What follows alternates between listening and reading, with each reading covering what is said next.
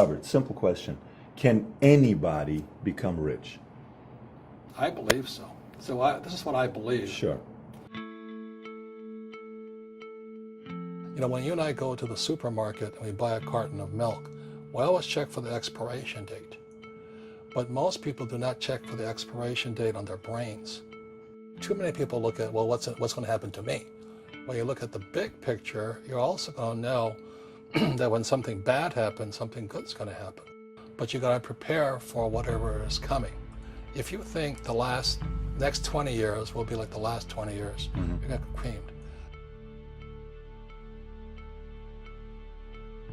In every one of us is a poor person. There's still a poor person inside me. And I still go to the supermarket and say, oh, Crest is on sale or Colgate's on sale. There's also a middle class person. And the middle class person wants security. They want that steady paycheck. And there's a rich person. And they're all inside of us except that it's not taught. You're taught to go to school, get a job, and get a paycheck. You're not taught to how to get rich.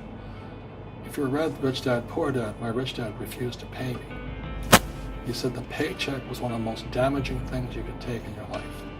He says the moment you take a paycheck, you're an employee, and that's the mindset. So my rich dad never paid me. He drove my poor dad, government employee, nuts. You gotta pay people, you gotta pay people. And Rich Dad was not saying that the paycheck was bad. He says he didn't want to be a slave to money. So as an entrepreneur, if Rich Dad folded, I just start another company. I don't need a paycheck. I don't need anybody to take care of me. If my government doesn't like me, I move to another country because they need entrepreneurs. Mm-hmm. So the entrepreneur is not so much the business. The entrepreneur is really the mindset and the skill sets and the different set of rules. You see, I don't operate, small business does not operate in the same rules as big business. Because everything in Second Chance is the opposite of what they teach you in school. You see that? So why do we keep going to school though, Robert? If that's so now let's do the alternative. Here's a devil's advocate question for you. So let's say if everything they teach you in school doesn't work, what if we get rid of school? Then what would happen? Would it be better if we had no educational system at all? No, I'm saying education is more important than before. It's just obsolete. There's Moore's Law, which states information doubles every 18 months. In other words, everything's obsolete 18 months. So, and this is just a recent phenomenon. So when you come out of school, you're already obsolete. And that's why I'm the old guy, I meet my friends who went to Harvard. I went to Harvard. I said, yeah, that was how long, 50 years ago? We talked about earlier, when you go to the supermarket, you buy a carton of milk, the first thing you check for is the expiration date. If the expiration date, let's say it's March 1st and it's already July, you better not drink that milk. Sure. The same thing happens inside our brains, is when we have obsolete ideas, we get obsolete results. So what's happening for most people, the idea of going to school, getting a job, working hard, saving money, getting out of debt, buying your house because it's an asset, investing for the long term, is obsolete.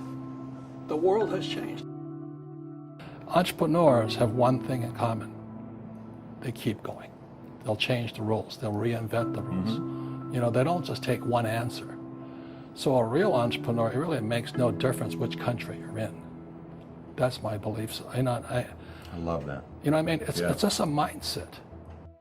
What could you say, if you could say one thing to somebody who's never been an entrepreneur and they're thinking about making the leap of faith into becoming an entrepreneur, what could you tell them? Well, I'll just tell them the same thing that happened to me. My last paycheck, I still remember it clearly. It was one of the worst and the best days of my life. I was in Puerto Rico. I was working for Xerox, and my boss gave me my last, it wasn't a paycheck, it was a bonus check. I think it was about $30,000, taxable. It's the only problem with that. So I got this check and I went, holy mackerel. So I was excited, but I was also disturbed. And so this other guy comes up to me, his name was John, and John says to me, he says, you're gonna be back. I said, why? He says, because you're gonna fail. I looked at him and said, look, few expletive words, because that's what he did. He left Xerox, failed, and he came back. And I said, look, You failed and you came back, but I'm going to fail and I'm never coming back. And that's the attitude. Do you know what I mean? Absolutely. If you say, well, if I fail, I'll go back to mommy and daddy, then that's what you'll do. So if you fail, that's when I became an entrepreneur, because I had no money. I had no money for years. I didn't have a paycheck. But that's what my rich dad encouraged me to do. He says, when you don't have this paycheck, you get hungrier, smarter, and it's a test of your character. Will you become a crook? Will you become dishonest? Will you cheat and steal? Or will you become a better human being? So really, that's the benefit of becoming an entrepreneur, is you really find out who you are when you don't have anything. If you're an entrepreneur and you're going to be a big entrepreneur, leadership skills and communication skills are more important than a law degree.